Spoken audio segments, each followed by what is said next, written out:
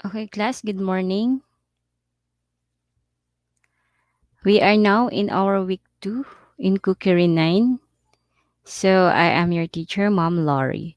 So, this time we will be discussing about the week 2 topic covered the October 26 to 30, 2020. So, we will be tackling about how to answer activity task 1 to 4 TLE Cookery 9 week 2 October 26 to 30, 2020. Module 1 week date. So for your week date is October 26 to 30, 2020. So for our quarter 1 learning outcome 1 week 1 perform mise en place is already done last week. So for today, let us have quarter 1 learning outcome 2, week 2, prepare a range of appetizers. And then the following week, we will be tackling about learning outcome 3, week 3, present a range of appetizers. And for week 4, store appetizers. So this will be tackled on the following week. So let us have now the quarter 1, learning outcome 2, week 2, prepare a range of appetizers. So before we start, let us first know the objectives of this lesson. So first is you have to differentiate hot and cold appetizers. Second is prepare a variety of appetizers. And third is follow workplace safety procedures. So before we discuss about the appetizers, let us have first the short information about how to prepare a variety of appetizers. So in every occasions or even for some regular day, a great dining experience often starts with an appetizer. So it will excite your taste bud and prepare them for the rest of the meal. So to present a quality appetizer, a cook should master his or her skills in making recipe as well as when to prepare hot and cold appetizers. So there are some important dishes that must remain either hot or cold. Example, lumpia wrapper to make Shanghai recipes is a mixture of flour and water that becomes crispy when frying and becomes soggy after a while when exposed to air and moist. Okay, so as you observe that when the lumpia is exposed to air, it becomes soggy. So it is not hindi na siya appetizing when the lumpia is exposed to the air. Okay? So lumpia should be served hot. Okay, so wild fish salmon that are topped on fresh cucumber will not be appetizing if its coldness is not maintained. Okay, so salmon should maintain its coldness para maging appetizing pa rin siya. Coldness also prolong the shelf life of the fish as not deteriorate that produce harmful bacteria and salmonella. Okay? So yung coldness niya, it will also help to prolong the shelf life of a salmon and also to prevent the salmon to produce harmful bacteria and salmonella. Okay, so this lesson specifically tackles hors d'oeuvres. Okay, so as hot or cold appetizer. So hors d'oeuvres are pronounced hors d'oeuvres. Okay, so hors d'oeuvres is pronounced hors d'oeuvres. Okay, so when you see this word, you will pronounce it hors d'oeuvres. So appetizers are often mistaken as another term for hors d'oeuvres. Okay, so appetizers and hors d'oeuvres are different, but they are different. Okay, so appetizers are eaten before a meal. So ang appetizers po natin are eaten before a meal. Or in other words, this is the first course, okay? While hors d'oeuvres is outside the meal. It is generally one bite food that is either stationary or served separate from a or prior to a meal. So appetizers and hors d'oeuvres can be served either hot or cold. sweet or savory, crunchy or soft, and include a variety of color, textures, and temperatures. They should be light and not too heavy. Okay, so ang ating hors d'oeuvres, ito po ay light lang siya. Not too heavy. Remember, not too much. Okay? So it is also important to observe proper diet or nutrition. Full fat foods are not recommended as it can quickly fill up a person and cause them not to be hungry for the rest of the meal. So, for instance, consider serving a vegetables as an appetizer or hors d'oeuvres. So, if you are invited in a party that says heavy hors d'oeuvres are to be served in the Filipino setting, we refer this as a cocktail party. So, when you hear that the party says to serve heavy hors d'oeuvres, so in our Filipino setting, it is refers to a cocktail party. That means that there is no meal afterward. Okay, even casual party, they are the meal served in a buffet for you to pick it with clean fingers and saucer. Okay, so you're eating using your finger. You are going to pick it with a clean fingers and saucer. Okay, so hot and cold appetizers.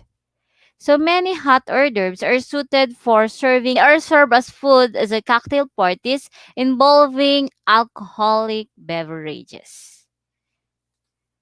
So hot and cold appetizers. So we have the hot hors d'oeuvres are served between a soup and fish course in today's shortened menus.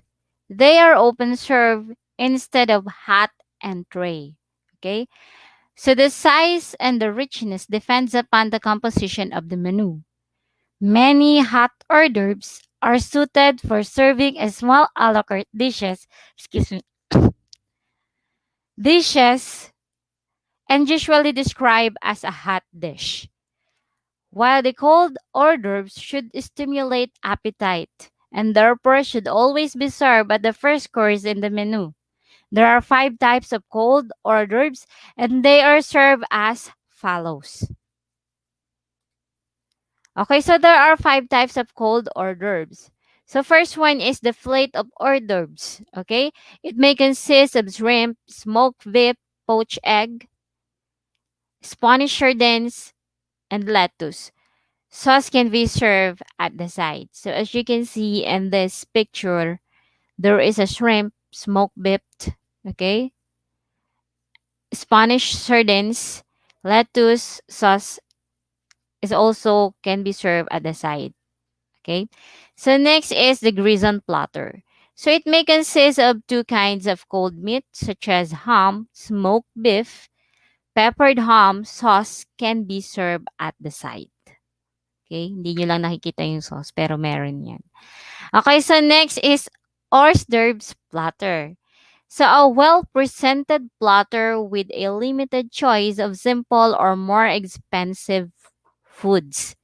So the basic rules in small quantity but big in quality. Okay, and at the same time, attractively served, it may consist of shrimp, jelly, asparagus stiff with mushrooms, sardines with onion rings, tomatoes, stuffed with salad and chicken loaf. Next is the assorted hors d'oeuvres. It can be served in a special portioned platter with dishes or even from a serving cart. And the next one is rich hors d'oeuvres. It's still a classical form of presentation. Lobster should always be included. The hors d'oeuvres dish system is conjunction with a silver platter can be used, but it is also possible to arrange the centerpieces on a silver platter covered with a meat jelly and covered with accompaniments in a small separate bowls or containers. So there are recipes of appetizers. Okay, so we have here the recipe of appetizers. So first is a salmon and cucumber bites. Okay, so the purpose of this is to prepare a salmon and cucumber bites. So as you can see, there is a tools and ingredients in this recipe.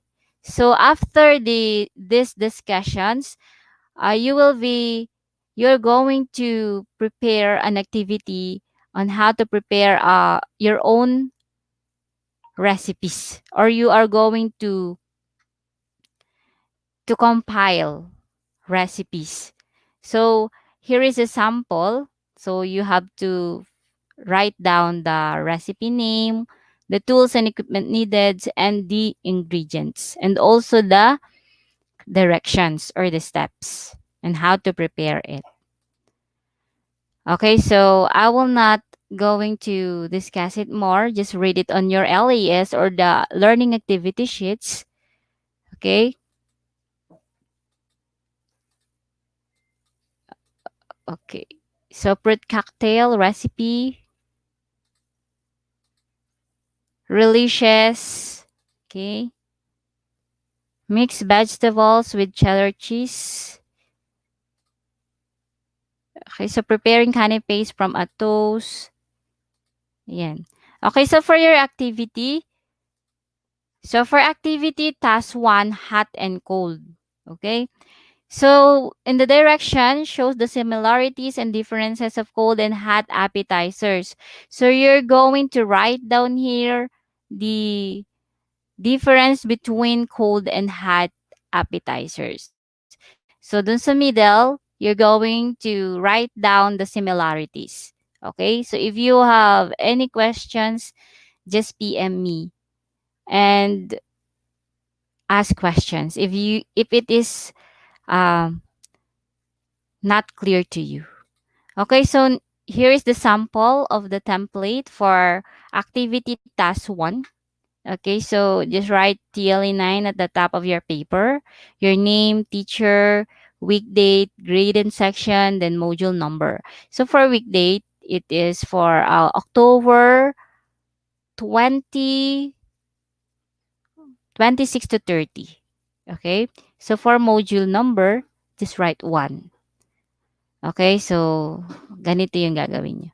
So for the task 2, true or false. So you're just going to write true if the statement is correct and false if the statement is wrong. Okay? So just write it on your TLE answer sheet and do not write anything on the learning activity sheets.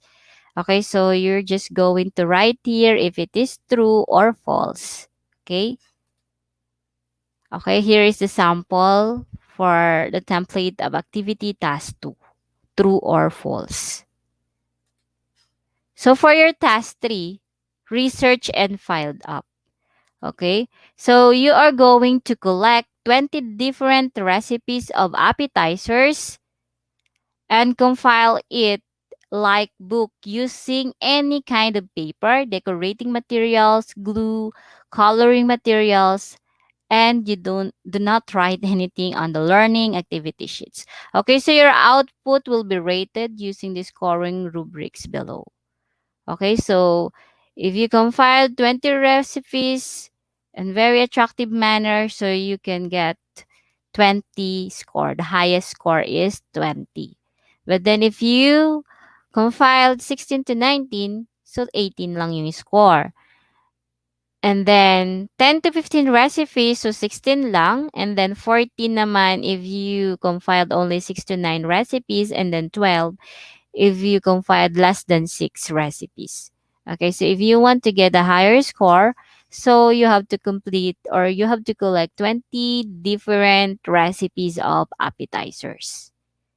Okay? So wait, I'll give you an example of the um scrapbook. It's style of a scrapbook.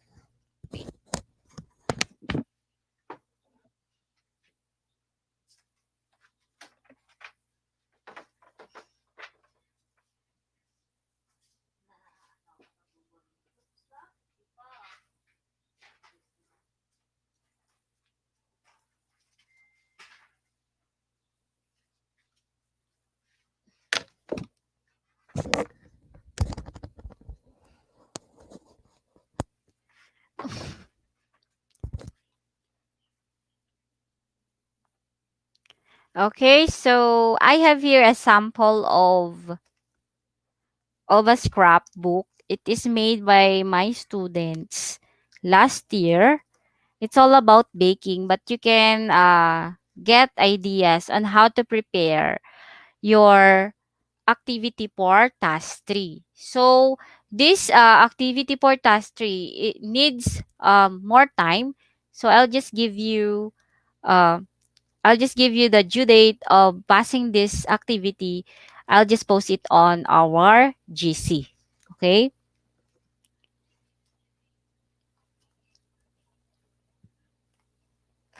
Okay, so here is the sample.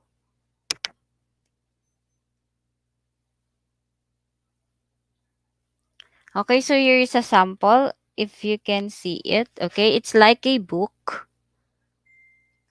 Okay, it's like a book. You are going to write here um, the compilation of recipes or appetizer. It depends upon you of what you want to put on your scrapbook. Okay, so pwede kayong gumamit ng iba-ibang materials in making your scrapbook, but then wag kayong gagastos ng malaki or just find some yung mga karton or cardboard na pwede ninyong gamitin, yung mga patapon na.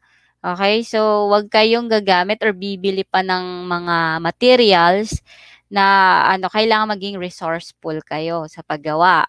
Okay? So, here, nakalagay kasi dito is stress cake of baking. Okay, mga ganyan. Ito kasi may mga pictures silang nilagay during our activity last year.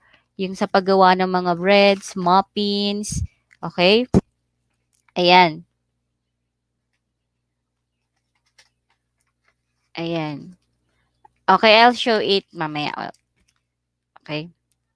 Para makita nyo ng mas malaki. Okay, so next, here is the okay, so sample template for activity task 3. So, hindi nyo gagawin tong eto na nasa yellow pad. So, eto ang gagawin ninyo. Okay, yung ituturo ko sa inyo mamaya.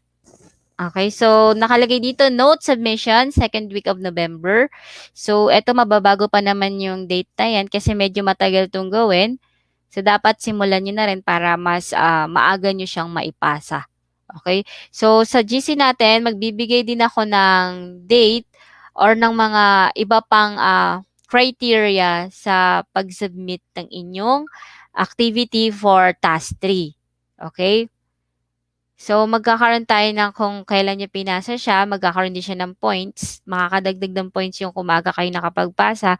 And then, kunwari, na-late siya ng mga ilang araw, so may minus na yon. So, hindi pa naman ako nagsiset kung kailan siya isa-submit. But then, prepare it para po makapagpasa kayo on time.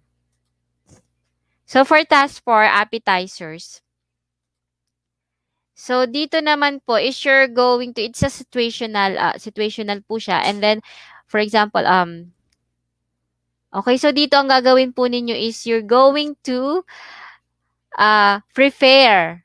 Okay? Magpe-prepare kayo ng isang recipe for your sister. So, babasahin ko yung situation.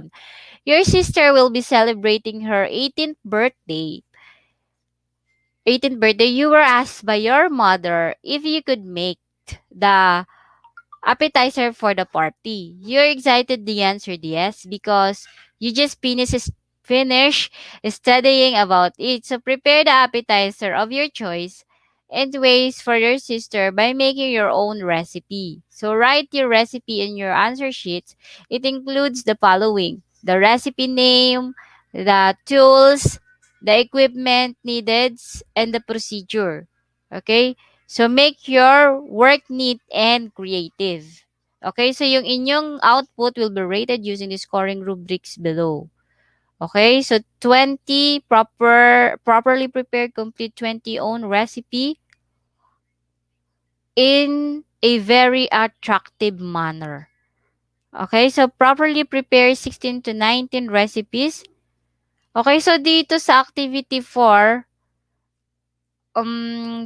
I'll just give you 10 recipes na lang, masyadong marami yung 20. Okay, so 10 recipes na sarili ninyong gawa talaga. So you're going to give the name of it, the tools and equipment, and then yung procedure kung paano siya gagawin. Okay? So, you will write it on your answer sheets. So, sa next week kasi, ang ipapasa nyo lang po is eto muna. No? Okay, ayan. Ito yung sample. Ganito yung gagawin ninyo. So, Quarter 1, Learning Outcome 2, Prepare a range of appetizers. So, your own recipe. So, ganito yung gagawin ninyo. Ito yung sample lang naman. It depends upon nyo kung paano nyo gagawin yung task 4. So, medyo complicated yung dalawa. Yung task 3 and task 4. Okay? Ayan. Okay, so thank you. Stop sharing.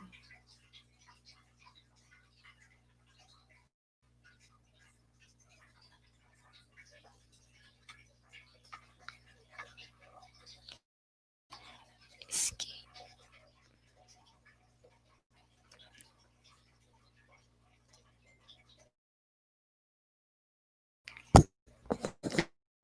Okay, so ito yung sample. Okay, so ito yung sample for task 3 na gagawin ninyo. Ayan. I have here a sample of a scrapbook. Okay, so ang gamitin ninyong size is yung half ng, tawag doon yung papel na makapal. Oslo paper para pare-pares kayo ng sukat. Okay, so bili lang kayo ng isa and then isukat ninyo sa cardboard ninyo yung size ng half ng Oslo paper. Okay, so pag tinupi nyo siya, so dalawa na siya. No, etong sa likod and then itong sa harap and then itong sa likod. Okay? So, ganyan ang gagawin ninyo sa inyong task 3. Dun sa scrapbook or yung pag-compile ng mga recipes ng mga appetizers. Okay? So, kung ano yung nakalagay doon na instruction, yun yung susundin ninyo. But then, gagamit kayo ng yung patapon na ng mga materyales. Huwag yung bibili pa kayo. Okay? So, kailangan maging resourceful kayo kasi gigradean ko rin yung pagiging resourceful ninyo. Okay? So, kailangan maayos, neat, and creative ang pagkakagawa ninyo. Ayan. So, meron kayo dito dapat na mga table of contents. Okay? Lagyan nyo siya ng table of contents. And then, ayan. Kasi ito, madami kasi ito. May breads, cakes. Okay? So, kayo na lang yung bahalang mag-design. Ayan. Ayan po. Ayan. Ayan siya, ganyan. Okay.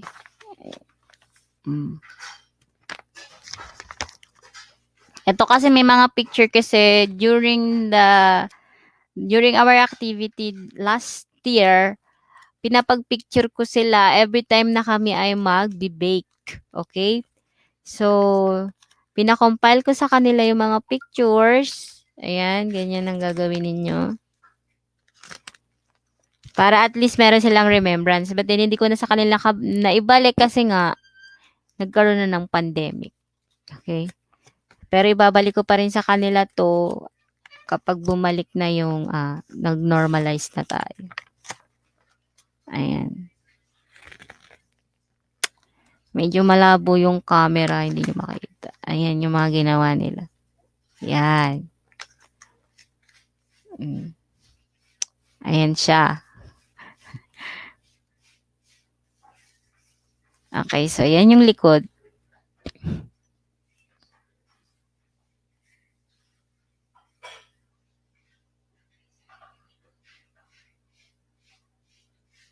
Ayan. Okay, so ganyan yung gagawin niyo sa task 3. Task 3.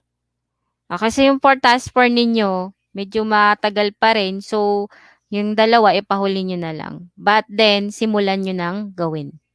Okay?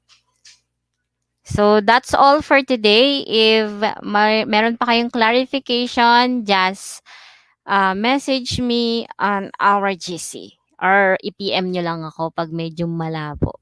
Okay? Or malabo talaga. Okay, so thank you and goodbye.